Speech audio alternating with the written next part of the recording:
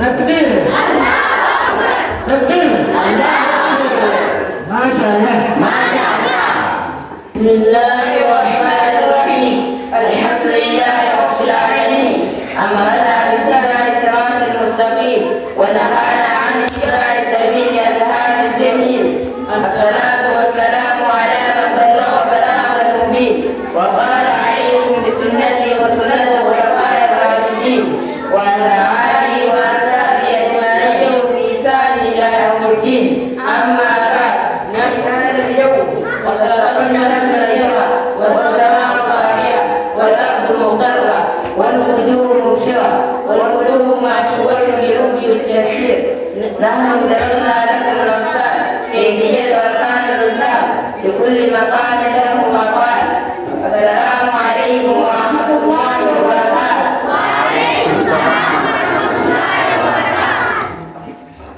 أنا الإسلام، أنا دين محمد صلى الله عليه وسلم، أنا دين التسامح والأخوة والأخوة، أنا الذي ختم الله به كل الديانات، أنا الإسلام وهذه أركاني.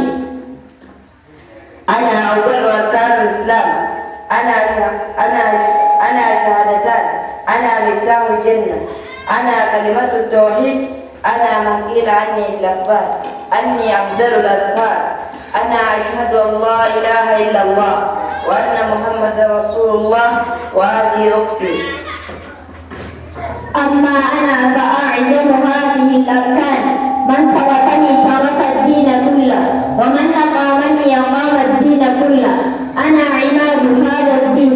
أنا من فرد لله في السماء وورد باقي الأركان في الأرض أنا الصلاح وهذه أختي. أما أنا فثالث هذه الأركان. أنا الذي أدخل الفرحة والسرور. على الفقراء والمحتاجين. أنا الذي أخذ من مال المسؤولين دون أن ينقص من مالهم شيء بل ينمو أزل أنكم عرفتموني. نعم أنا الزكاة وهذا غير. أنا أيضا من شأن في هذا الدنيا. أنا فرد على كل مسلم ومسلمة. أنا الذي جعل الله بفضله باب الجنة اسمه باب الريان لا يدخلني إلا الصائمين. أنا صوم رمضان وهذا أمر حج بيت الله الحرام. أنا ركن الخامسة لهذه الأركان. أنا فضل على كل من استطاع إليه سبيلا.